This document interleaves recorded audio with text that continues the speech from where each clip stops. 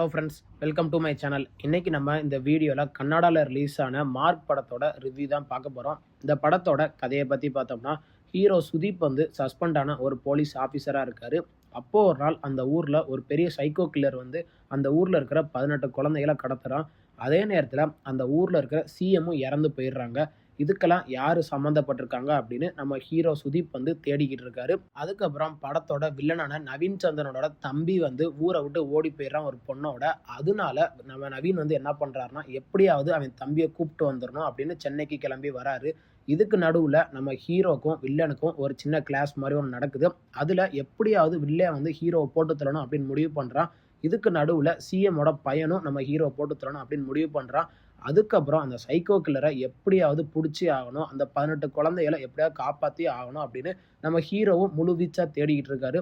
கடைசியில் போலீஸ் டிபார்ட்மெண்ட்லாம் சேர்ந்து நம்ம ஹீரோவுக்கு சப்போர்ட் பண்ணாங்களா இல்லையா, அந்த சிஎம்மை யார் கொலை பண்ணாங்க அப்படின்னு நம்ம ஹீரோ எப்படி கண்டுபிடிச்சி மக்கள் முன்னாடி அந்த வில்லனை நிறுத்தினாரு, கடைசியில் என்னாச்சு, இதுதான் இந்த படத்தோட மொத்த கதையே.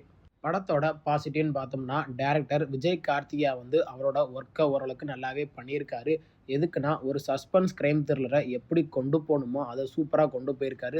சைக்கோ கில்லருக்கு ஏற்ற மாதிரி சில கருத்தையும் வச்சுருக்காரு, சஸ்பென்ஸ்க்கு ஏற்ற மாதிரி சில கருத்து வச்சுருக்காரு, கிரைமுக்கு ஏற்ற மாதிரி சில கருத்து வச்சுருக்காரு, இன்வெஸ்டிகேஷனுக்கு ஏற்ற மாதிரி சில கருத்து வச்சுருக்காரு.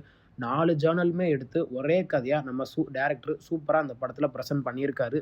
அதுக்கு தகுந்த மாதிரியே படத்தில் நடித்த எல்லா ஆக்டருமே அவங்களோட ஒர்க்கை சூப்பராக பண்ணியிருக்காங்க. முக்கியமாக நம்ம சுதீப்பை பற்றி சொல்லவே தேவையில்ல. அவர் வந்து வேறு லெவலில் பண்ணியிருக்காரு அவரோட ரோலை. அதுக்கப்புறம் வில்லனாக நடித்த நவீன் சந்திராவை பற்றி நம்ம சொல்லவே தேவையில்ல. அவருக்கு வில்லன் கெட்டப் வந்து எப்படி தான் சூட் ஆகுது நமக்கு தெரியல. எதுக்குன்னா, இதுக்கு முன்னாடி தெலுங்கில் பல படத்தில் அவர் வில்லனாக நடிச்சிருக்காரு. ஆனால் இந்த படத்தில் அவரோட வில்லத்தனம் வந்து வேறு லெவலில் இருந்துச்சு.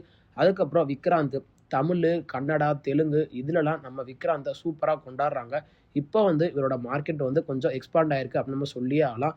எதுக்குன்னா, அந்த அளவுக்கு அவரோட ரோலை இந்த படத்தில் சூப்பராக ப்ரெசென்ட் பண்ணியிருக்காரு விக்ராந்த். அதுக்கப்புறம் குரு சோமசுந்தரத்தை பற்றி நம்ம சொல்லவே தேவையில்ல. அவர் வந்து காமெடி ரோலாக இருக்கட்டும், எமோஷன் ரோலாக இருக்கட்டும், வில்லன் ரோலாக இருக்கட்டும், இது 3க்குமே தகுதியான ஆள்னு பார்த்தோம்னா நம்ம குரு சோமசுந்தரம் தான். அந்த அளவுக்கு அவரோட நடிப்பை இந்த படத்தில் சூப்பராக வெளிக்காட்டியிருக்காரு. அதுக்கப்புறம் நமக்கு எல்லாருக்கும் தெரிஞ்ச முகமான சைன்தாம் வந்து இந்த படத்தில் ஒரு வில்லன் ரோல் பண்ணியிருக்காரு. அவரும் அவரோட ரோலை வேறு லெவலில் பண்ணியிருக்காரு.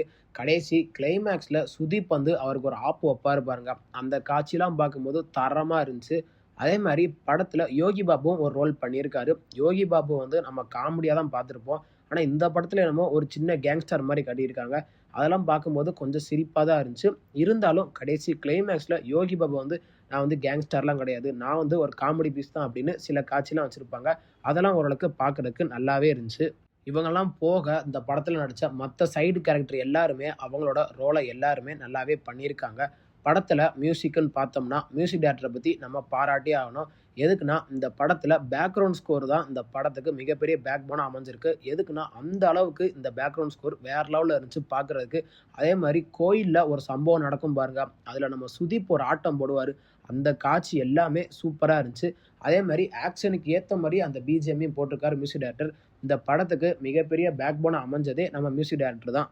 அதுக்கப்புறம் இந்த படத்தில் ஒர்க் பண்ண எல்லா டெக்னீஷியனுமே அவங்களோட ஒர்க்கை நல்லா பண்ணியிருக்காங்க. முக்கியமாக சினிமாட்டோகிராஃபர் வந்து அந்த ஃபைட் காட்சி எல்லாத்தையுமே ட்ரோன் ஷாட்டில் ரொட்டேட்டிங்கில் ஒரு ஷாட் காமிச்சிருப்பாரு ஃபர்ஸ்ட் ஹாஃபில். அதுக்கப்புறம் இன்ட்ரோல் பிளாக்ல ஒரு ஷாட் வச்சுருப்பாரு. கடைசி கிளைமேக்ஸில் ஒரு டெனலுக்குள்ள ஒரு ஃபைட் இருக்கும். அந்த காட்சி நல்லா இருந்துச்சு. அதே மாதிரி அந்த குழந்தைகளெல்லாம் காப்பாற்ற போகும்போது நம்ம சுதீப்க்கு ஒரு க்ளோஸ்அப் ஷாட் வச்சுருப்பாரு. அதையும் பார்க்கும்போது ஓரளவுக்கு நல்லாவே இருந்துச்சு. படத்தில் டைரக்டர் விஜய் வந்து சமூகத்துக்கு ஏற்ற மாதிரி சில கருத்தையும் வச்சுருக்காரு. என்னதான் போலீஸ் வந்து சஸ்பெண்ட் ஆனாலும் அவங்களோட டியூட்டியை வந்து அவங்க எப்பயுமே பார்த்துக்கிட்டே தான் இருப்பாங்க. போலீஸ் வந்து எப்பயுமே மக்களுக்கு ஏற்ற ஒரு நண்பன் தான் அப்படின்னு சில கருத்தையும் இந்த படத்தில் டைரக்டர் சூப்பராக ப்ளேஸ் பண்ணியிருக்காரு. அதே மாதிரியே சுதீப்பும் அந்த டைலாக் காட்சி எல்லாத்தையுமே சூப்பராக மக்களுக்கு ஏற்ற மாதிரி நல்லா வச்சுருக்காங்க. அதே மாதிரி டைரக்டர் விஜய் வந்து இந்த படத்தில் எமோஷனு, ஃபைட்டு, ரொமான்ஸு இதெல்லாம் எங்கேயுமே குறை வைக்காமல் நல்லா காட்டியிருக்காரு. இதில் டைரக்டர் வந்து எங்கேயுமே குறை வைக்கல. அதே மாதிரி கதையிலையும் எங்கேயும் குறை வைக்காமல் நல்லா விறுவிறுப்பாக கொண்டு போயிருக்காரு. படத்தோட நெகட்டிவ்னு பார்த்தோம்னா, இந்த படத்தில் பெருசாக நெகட்டிவ்னு சொல்கிறதுக்கு எந்த காட்சியுமே இருக்காது. யோகி பாபு வர அந்த காட்சி மட்டும் கொஞ்சம் கிரிஞ்சாக இருக்கும். அதை கொஞ்சம் அவாய்ட் பண்ணியிருக்கலாம். மற்றபடி இந்த படத்தில் பெருசாக நெகட்டிவ்னு சொல்கிறதுக்கு எதுவுமே இல்லை. இந்த படத்துக்கு நம்ம கொடுக்குற ரேட்டிங் பார்த்தீங்கன்னா 10க்கு 7.2 கொடுக்கலாம். இந்த படம் ஓடிடி தளமான ஜியோ ஹாட்ஸ்டாரில் தமிழ் டப்பிங் வெர்ஷனுடைய அவைலபிளாக இருக்குது. தமிழ் டப்பிங் வெர்ஷனில் லிப்ஸிங் கூட பெர்ஃபெக்டாக பண்ணியிருக்காங்க. அதில் எங்கேயுமே குறை வைக்கல. இந்த படத்தை தாராளமாக ஃபேமிலியோட வீக்கெண்டில் பார்த்து என்ஜாய் பண்ணுங்கள். இந்த வீடியோ உங்களுக்கு பிடிச்சிருந்தா மறக்காமல் நம்ம சேனலை லைக் பண்ணி கமெண்ட் பண்ணி ஷேர் பண்ணுங்கள். மறக்காமல் நம்ம சேனலை சப்ஸ்கிரைப் பண்ணி பக்கத்தில் இருக்க பெல் பட்டனை கிளிக் பண்ணி விட்ருங்க. தேங்க்யூ ஃபார் வாட்சிங் திஸ் வீடியோ.